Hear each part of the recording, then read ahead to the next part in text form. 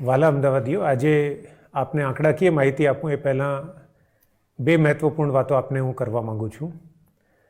બંને વાતો આજે એટલા માટે મહત્ત્વપૂર્ણ છે કે આવનાર સમયમાં કેસોની સંખ્યા કઈ રીતે વધે છે અને ખાસ કરીને કેટલા મૃત્યુ થાય છે અને એ મૃત્યુને આપણે કઈ રીતે ઓછા કરી શકાય અને મોર્ટાલિટી રેટ કઈ રીતે ઘટાડી શકાય અને એમાં નાગરિકો શું ભૂમિકા ભજવી શકે એ અંગે હું વાત કરીશ. અત્યાર સુધીનું જે આપણું અનુભવ રહ્યું છે એને ધ્યાનમાં લેતા એક બાબત સ્પષ્ટપણે જણાઈ આવી છે કે જે યુવાનો છે 18થી 40-45 વર્ષ સુધીની આયુ વર્ગના, એ લોકો આરામથી કમ્પેરેટિવલી આ વાયરસને ઝીલી રહ્યા છે, પરંતુ સિનિયર સિટીઝન્સ માટે આ વાયરસ ખૂબ જ ખતરનાક બની રહ્યું છે. એટલે છેલ્લા 15 દિવસથી અમે એક જે અભિયાન ચલાવ્યું હતું એમાં હવે આપ સૌની મદદ અમને જોઈએ, કેમ કે જે આપણા સિનિયર સિટીઝન છે, ખાસ કરીને 60 વર્ષ ઉપરની તમામ વ્યક્તિઓ અને 40થી 60 વર્ષના આયુ વર્ગમાં એવી વ્યક્તિઓ જેને કોઈપણ જાતના બીજા કોમ્પ્લિકેશન્સ હોય, ખાસ કરીને ડાયાબિટીસ, હાઇપરટેન્શન, હાર્ટ, કિડની કે લંગની કોઈ પણ બીમારી, આવા લોકો માટે મોર્ટાલિટી રેટ ખૂબ જ વધુ જોવા મળી રહ્યું છે. મોટાભાગના અત્યાર સુધી જે મૃત્યુ થયા છે એમાં કોમોર્બિડ કન્ડિશન્સ જે અમુક ઉંમરની સાથે પણ સંકળાયેલા હોય. એટલે આપણે બધાએ હવે એક વ્યૂહરચના એવી કરવી પડશે કે ખાસ કરીને 3જી તારીખ પછી જ્યારે લોકડાઉન ખુલે છે ત્યારે આપણા સિનિયર સિટીઝન્સને આપણે કઈ રીતે આ વાયરસથી બચાવી શકીએ. એક કેમ્પેન અમે લોન્ચ કરવા માંગીએ છીએ એએમસી વતી, સેવ આર સિનિયર્સ, એટલે વડીલોની પડખે અમદાવાદ. જે લોકોએ, આપણા માતા પિતાએ, આપણા પરિવારના તમામ વડીલોએ, જે લોકોએ આપણને ઉછેર્યા છે, આપણને મદદ કરી છે, હવે સમય છે કે આપણે સંપૂર્ણ રીતે એમની કાળજી લઈએ. જો ઘરથી બહાર નીકળવાનું થાય તો યુવાનો નીકળે, સિનિયર સિટીઝન ના નીકળે. ઘરની અંદર પણ શક્ય હોય ત્યાં સુધી સિનિયર સિટીઝનને આપણે જુદા રાખીએ, એમની સંપૂર્ણ કાળજી લઈએ. એ સિનિયર સિટીઝન્સ તમામ માસ્ક પહેરે એ સુનિશ્ચિત કરીએ. ઘરમાં પણ બીજી વ્યક્તિઓ જ્યારે સિનિયર સિટીઝન સાથે, વડીલો સાથે કોઈ પણ સંપર્કમાં આવતી હોય ત્યારે ખૂબ જ કાળજી લેવાની. એમની સાથે કોઈ પણ નજીકથી બેસીને વાત કરવાનું હોય ત્યારે માસ્ક પહેરીએ આપણે, કેમ કે સિનિયર સિટીઝન હવે ઘરથી બહાર નીકળે અને એને ચેપ લાગે તો જે મૃત્યુદર છે એ વધુ થવાનો છે. એટલે આપણે તમામ પગલાં એવા લેવા પડશે કે જેમાં સ્પેસિફિકલી ટાર્ગેટેડ કરીને આપણે આપણા સિનિયર સિટીઝન્સને, એને એમાં પણ જેને ખાસ કરીને કોઈપણ જાતની diabetes, blood pressure, heart, kidney કે ફેફસાની કોઈ પણ સેજ બીમારી હોય, આવા વ્યક્તિઓને આપણે બહુ જ હવે સાચવવા પડશે. કેમ કે વાયરસ દેખીતી રીતે ખૂબ જ ચેપી છે, એટલે એનો ચેપ તો આવનાર દિવસોમાં વધવાનો જ છે ને દુનિયાભરમાં આપણે જોયું છે કે એનો કેસોની સંખ્યામાં સતત વધારો જ થાય છે. પરંતુ મૃત્યુદર અટકાવવું અને વધુમાં વધુ જીવન બચાવવું એ આપણું મેઇન લક્ષ્યાંક હોવું જોઈએ. યુવાનોને આપણે જોયું છે કે આરામથી ક્રિકેટ પણ રમી રહ્યા છે પોઝિટિવ હોવા છતાં. અને અત્યાર સુધીના જેટલા પણ ડેથ છે, લગભગ તમામ ડેથ જ્યાં કોઈ બીજા કોમ્પ્લિકેશન છે, બીજી ગંભીર બીમારીઓ જેમને છે, એમના જ ડેથ થઈ રહ્યા છે અને ઉંમર પ્રમાણે મૃત્યુદર સ્પષ્ટ રીતે વધારે થાય છે. એટલે તમામ અમદાવાદીઓ, આજે આપને વિનંતી કે આના માટે આપ સૌએ વિચારતા થાઓ, આના માટે આપ સૌએ પોતપોતાના સ્તર ઉપર પગલાં લેતા થાઓ. અને આજે આહવાન કરું છું યંગસ્ટર્સને કે સોશિયલ મીડિયામાં જે લોકો એક્ટિવ છે, ટિકટોકના વિડીયોઝ બનાવે છે, એ બધા લોકો હવે પોતાની ક્રિએટિવિટી એમાં વાપરે અને આ સંદેશો તમામ નાગરિકો સુધી કઈ રીતે જાય કે જે વડીલોએ આપણને સાચવ્યા છે, હવે આપણે એમને સાચવવાનો વારો આવ્યો છે. અને આમાં જે સારામાં સારા ટિકટોક વિડીયોઝ વગેરે બનાવે એમને હું વિનંતી કરું છું કે એ લોકો અમારી સાથે શેર કરે. એએમસીનું જે ટ્વિટર હેન્ડલ છે એએમસી ફીડબેક, એને ટેગ કરીને અને સેવ આર સિનિયર્સ આ હેશટેગ કરીને આવા બધા વિડીયો શેર કરે. અને જે યુવાનો સારામાં સારા આવા વિડીયોઝ બનાવશે એમને આ લોકડાઉન પૂરું થયા પછી અને આ તકલીફ પૂરી થયા પછી આ રૂબરૂ પણ હું મળીશ અને શક્ય હશે તો એ પહેલાં એમની સાથે વર્ચ્યુઅલ મિટિંગ પણ હું કરીશ. પણ આ બાબતમાં દરેક નાગરિક ઘરે બેઠા પણ પોતાની ક્રિએટિવિટીથી કંઈક ના કંઈક યોગદાન આપી શકે છે.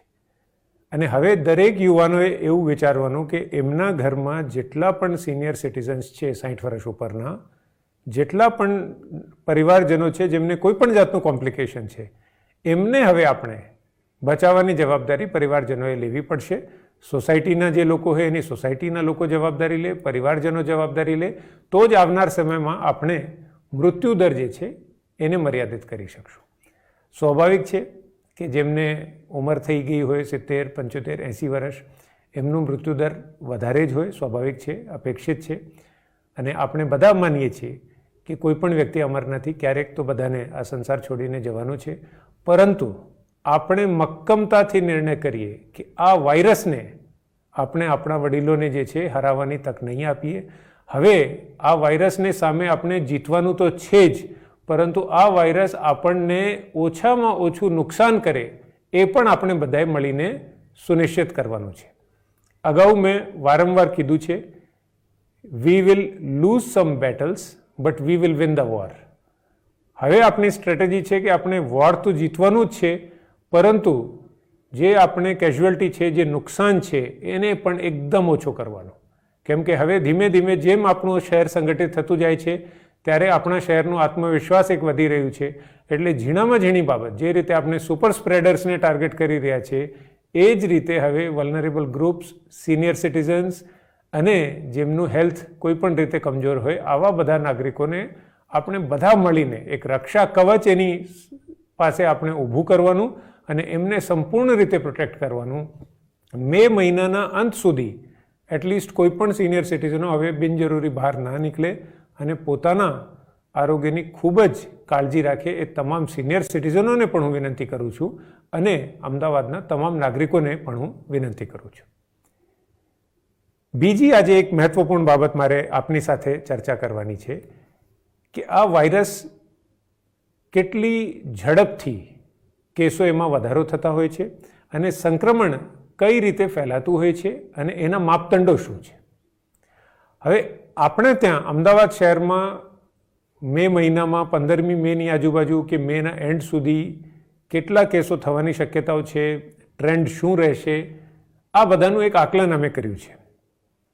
આપ સૌને ખ્યાલ છે એ પ્રમાણે ઇન્ફેક્શન રેટ અને ચેપ કેટલી ઝડપથી ફેલાઈ રહ્યું છે એના માટેનું એક સર્વ સ્વીકૃત માપદંડ છે કેસ ડબલિંગ રેટ. એટલે ટોટલ કેસો કેટલા દિવસમાં બમણા થાય છે. દાખલા તરીકે આપણા અમદાવાદ શહેરમાં 17મી એપ્રિલના રોજ ટોટલ 600 કેસ હતા અને 20મી એપ્રિલ 3 દિવસમાં એ ડબલ થઈને 1200થી વધુ થઈ ગયા. એટલે 17થી 20 એપ્રિલની વચ્ચે આપણું કેસ ડબલિંગ રેટ 3 દિવસનું હતું. એટલે દર ત્રીજા દિવસે કેસો ડબલ થતા હતા. પછી આપણે જે મહેનત કરી રહ્યા છીએ તો કેસ ડબલિંગ રેટ 4 દિવસનો થયો છે. હવે હાલ અમદાવાદમાં 4 દિવસની આજુબાજુનું કેસ ડબલિંગ રેટ છે. જો 4 દિવસ દર ચોથા દિવસે કેસ ડબલ થાય તો અમે જે આકલન કર્યું છે, અને આ આકલન ભારત સરકાર દ્વારા, રાજ્ય સરકાર દ્વારા પણ કરવામાં આવ્યું છે, 15 મે સુધીમાં લગભગ 50,000 કેસ અમદાવાદ શહેરમાં થાય અને 31 મે સુધીમાં 8 લાખ જેટલા કેસો થાય જો કેસ ડબલિંગ રેટ 4 દિવસનું રહે તો. પરંતુ વારંવાર હું કહું છું કે મહેનત જે કરી હોય એનું ફળ હંમેશા મળતું હોય છે. આપણે બધાએ શહેરમાં જે મહેનત કરી છે એનું ફળ ચોક્કસ મળશે.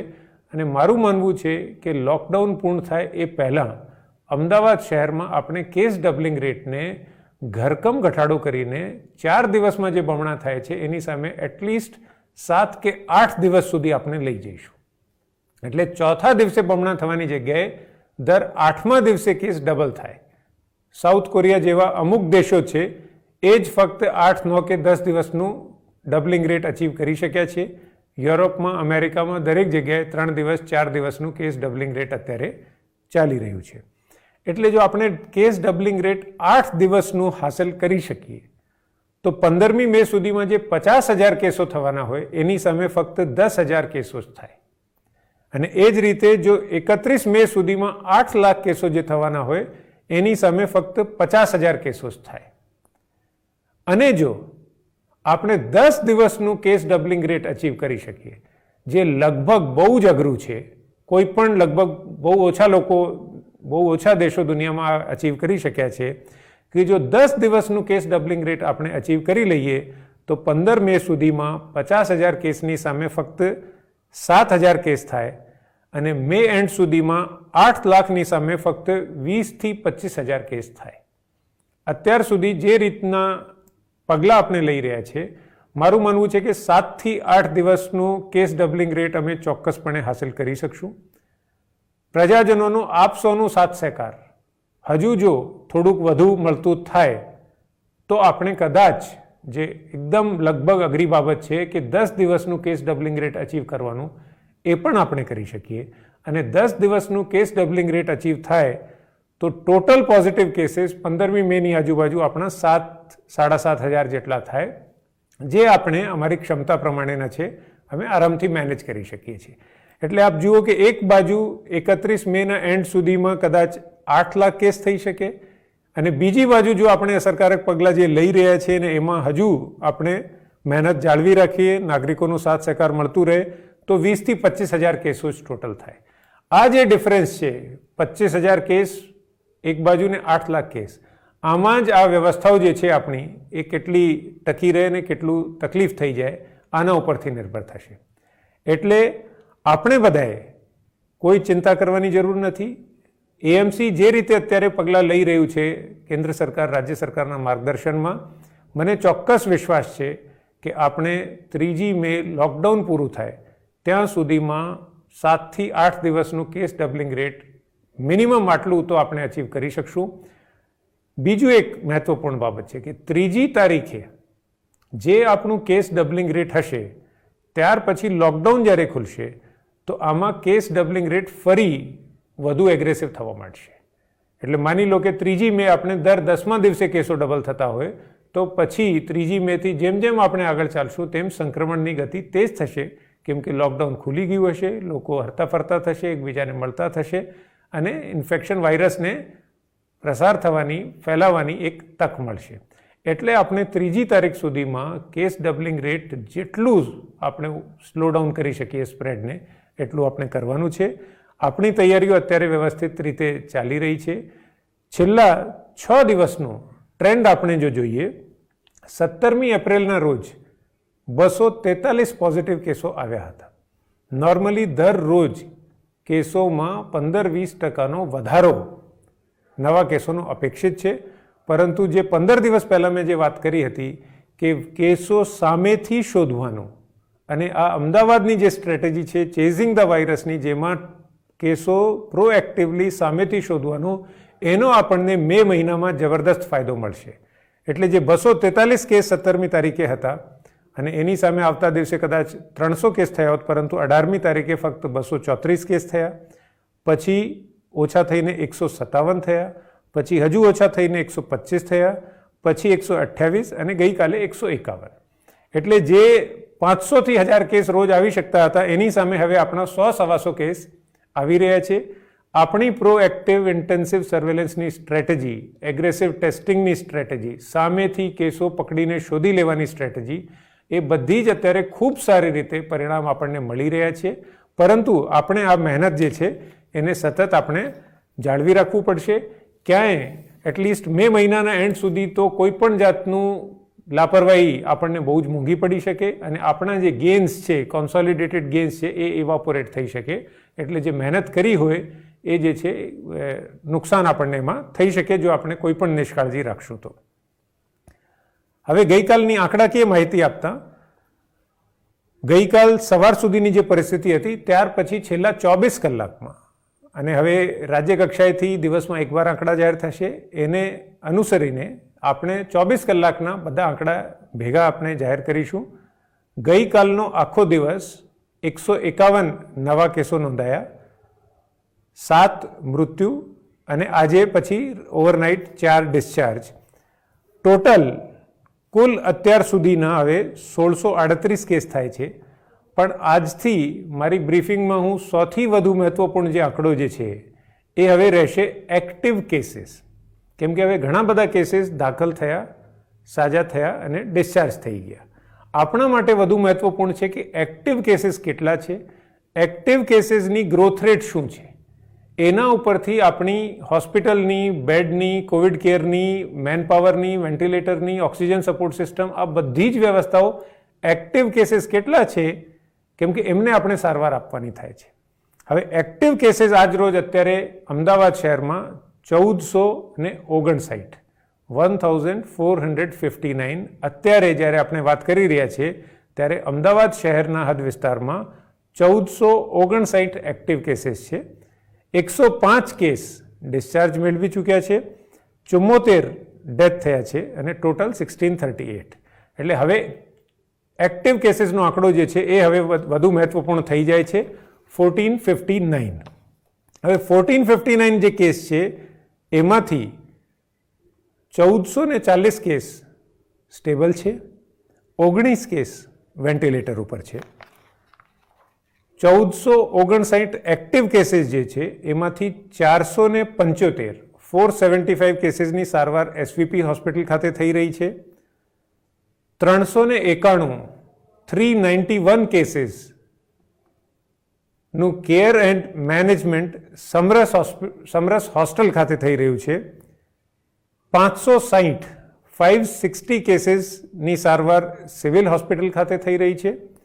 10 કેસીસ એચસીજી હોસ્પિટલમાં દાખલ છે, 10 કેસ સ્ટર્લિંગ હોસ્પિટલમાં દાખલ છે, 10 કેસ ફર્ન હોટેલ ખાતે જે કોવિડ કેર સેન્ટર આવેલું છે ત્યાં સારવાર લઈ રહ્યા છે અને 3 કેસ કાળુપુર પાસે હજ હાઉસમાં સારવાર લઈ રહ્યા છે.